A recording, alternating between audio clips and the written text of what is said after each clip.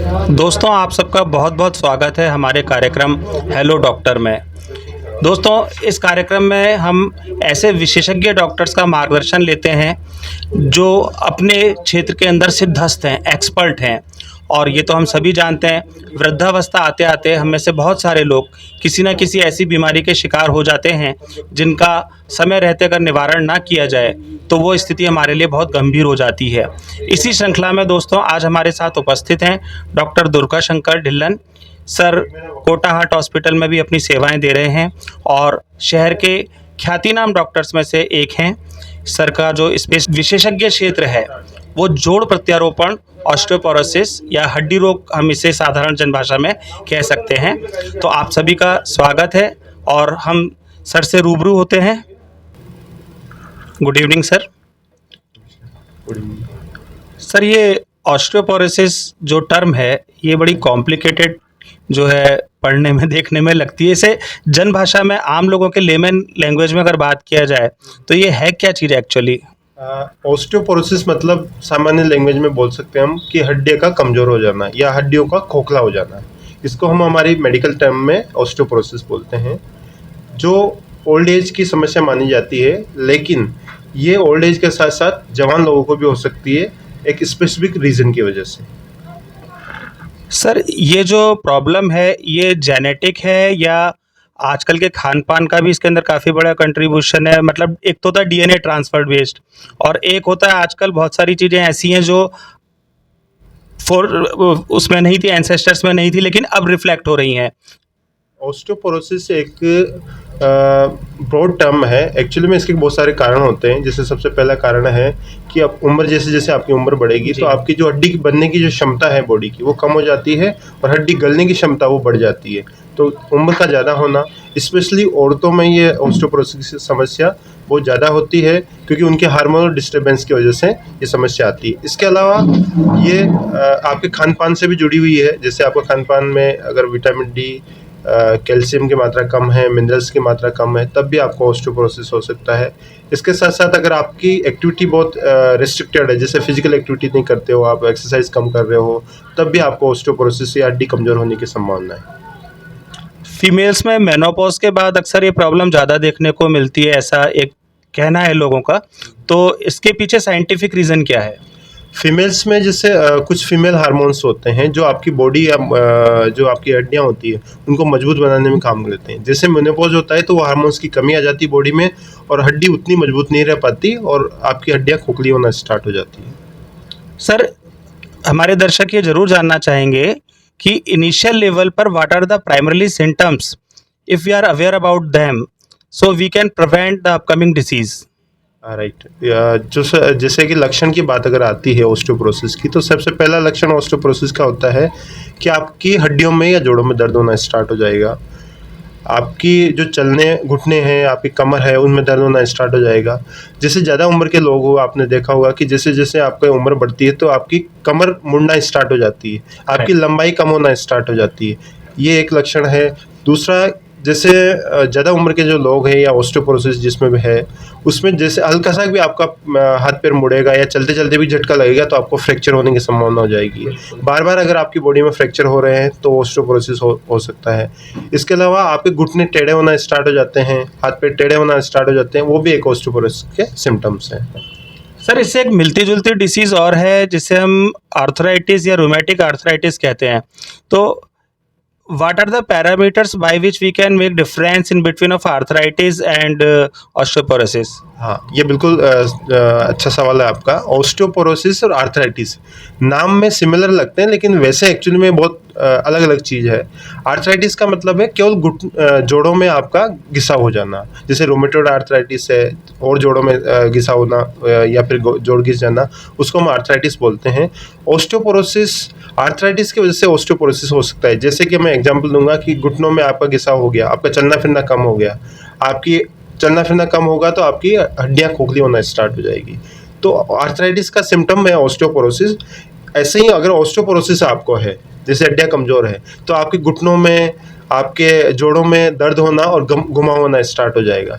दोनों अलग अलग टर्म है लेकिन दोनों आपस में एक दूसरे से कनेक्टेड है। मीन्स जो अपने आर्थराइटिस है वो मेनली जोड़ों के घिसने से रिलेटेड फोकस सेंट्रिक टर्म है, और जो वीकनेस है, बोन वीकनेस है, वो ऑस्टियोपोरोसिस है।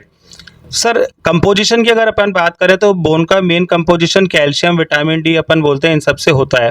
तो अगर किसी को डिसीज़ हो जाए और उसके बाद वो विटामिन डी के सप्लीमेंट्स हुए या अपने कैल्शियम के सप्लीमेंट्स हुए, तो क्या इससे रिकवरी हो सकती है?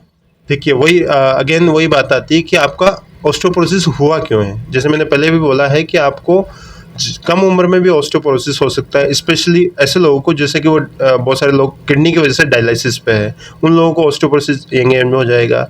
इसके अलावा आपका खान पान बहुत पुअर है, आप माल नरिश्ड है, तो भी आपको ऑस्टियोपोरोसिस होने की संभावना है। या फिर जैसे कि स्टेरॉइड, बहुत सारे लोग स्टेरॉइड की मेडिसिन लेते हैं, तब भी आपको ऑस्टियोपोरोसिस होने की संभावना है। तो अगर ये रीज़न है तो ये रीज़न आपको हटाने पड़ेंगे, जैसे स्टेरॉइड बहुत लंबे टाइम तक नहीं लेना, आपकी डाइट अच्छी रखनी है, आपकी एक्सरसाइज करनी है।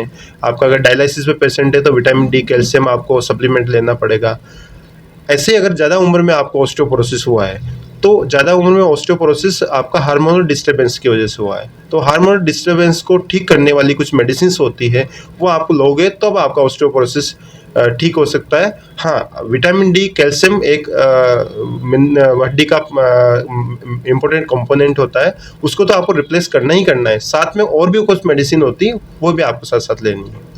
Means up to some extent it can be reverse. Osteoporosis reverse हो सकती है, लेकिन अगर आपकी ऑस्टियोपोरोसिस की वजह से कमर मुड़ गई है, घुटने मुड़ गए हैं, तो फिर उसके रिवर्स होने की संभावना कम हो जाती है। लेकिन और आगे ना बढ़े ऐसी समस्या, तो हम लोग सप्लीमेंट और इसका इलाज स्टार्ट करते हैं ताकि आपकी समस्या और भी ना बढ़े।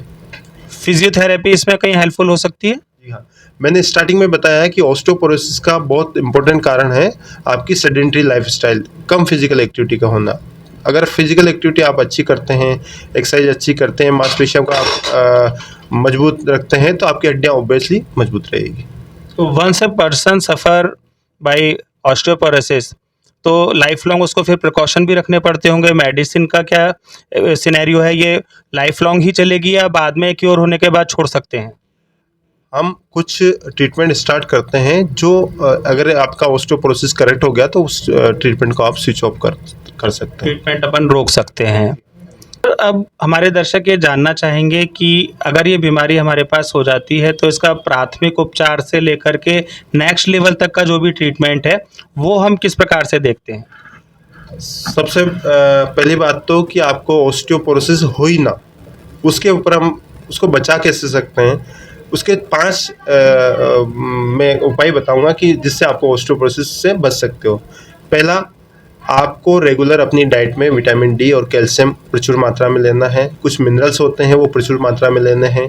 दूसरा, आपको रेगुलर एक्सरसाइज करनी है, अपनी बॉडी की एक्सरसाइज बहुत ज़रूरी है। जैसे आपकी उम्र बहुत ज़्यादा हो गई है तो आपको बिल्कुल हल्की एक्सरसाइज करनी है, वॉकिंग करनी है, बिल्कुल हल्की स्ट्रेचिंग एक्सरसाइज करनी है।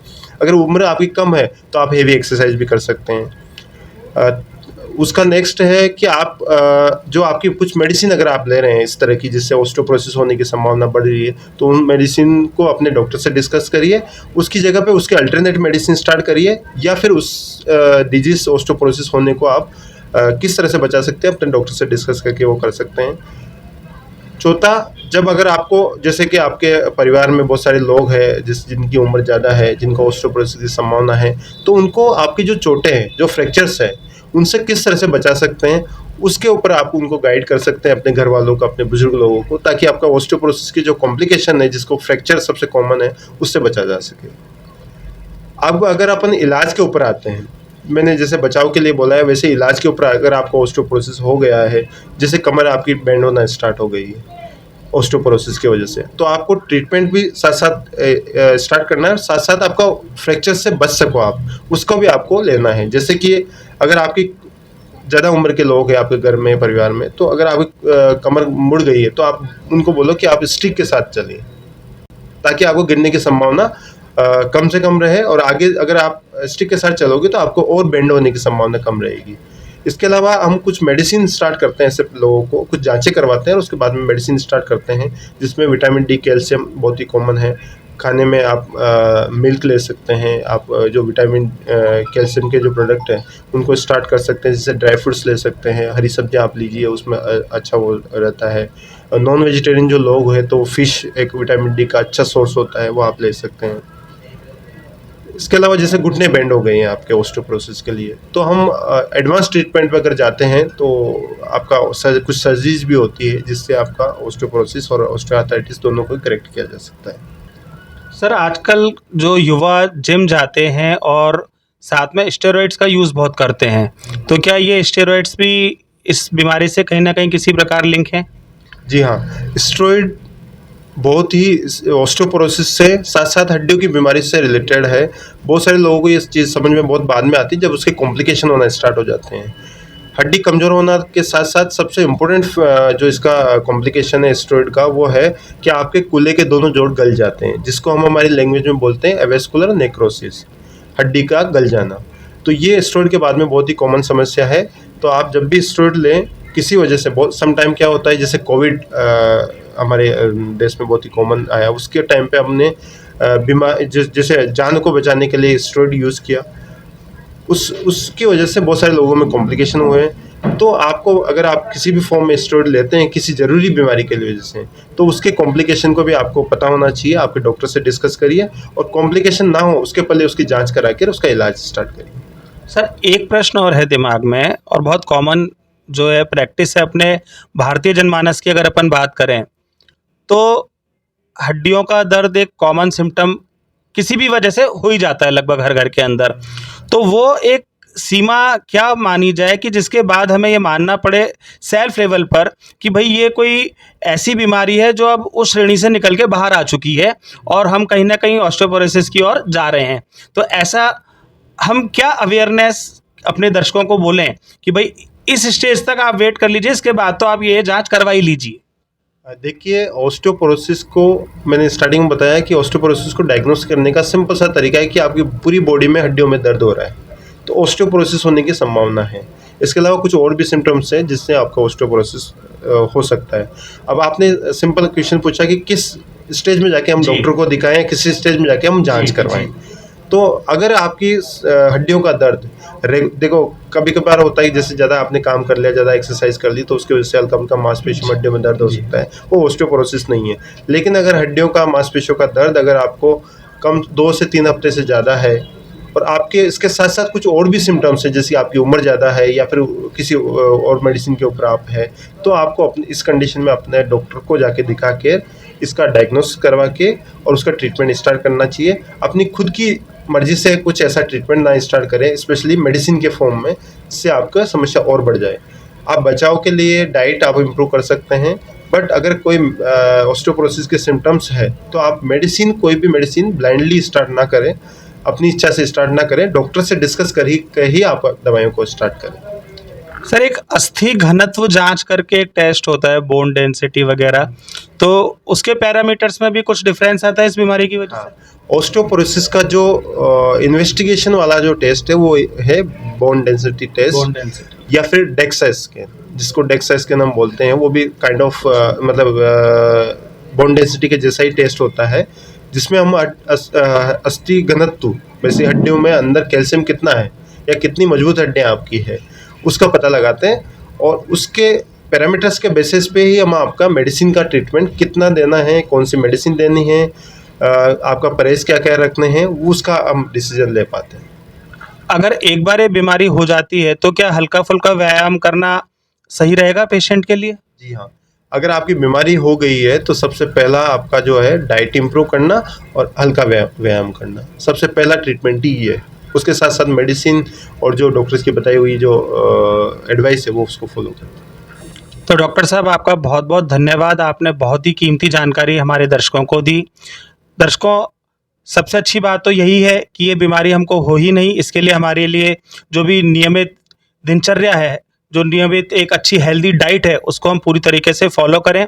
इसके अलावा भी अगर हम और ज़्यादा गहराई में जाकर के डॉक्टर साहब का मार्गदर्शन लेना चाहें तो इसके लिए हम क्या कर सकते हैं डॉक्टर साहब, आपसे कैसे संपर्क किया जा सकता है, कहाँ संपर्क किया जा सकता है? जैसे आपने बताया कि पहले तो ये बीमारी हो ही ना, और कोई कन्फ्यूजन हो तो हमें आप आके कंसल्ट कर सकते हैं। मैं doctor Durga Shankar Dhillon, Kota heart hospital Kota में लगभग 9 बजे से लेके 5 बजे तक अवेलेबल रहता हूँ। इसके अलावा मैं शाम के टाइम पे 6 से 8 अब क्लिनिक है advance joint and ortho care Mahavir Nagar 3 में, वहाँ आके आप डिस्कस कर सकते हैं, इलाज ले सकते हैं। धन्यवाद। बहुत बहुत धन्यवाद डॉक्टर साहब का। तो दोस्तों, हेलो डॉक्टर कार्यक्रम के इस एपिसोड में हमने जोड़ प्रत्यारोपण, हड्डियों की कमजोरी से संबंधित जानकारी के लिए आदरणीय डॉक्टर साहब का मार्गदर्शन लिया, और ऐसे ही कार्यक्रमों के साथ हम आगे भी आपके साथ रूबरू होते रहेंगे। मैं अमित जैन अपने वीडियो जर्नलिस्ट वकार अहमद के साथ। धन्यवाद।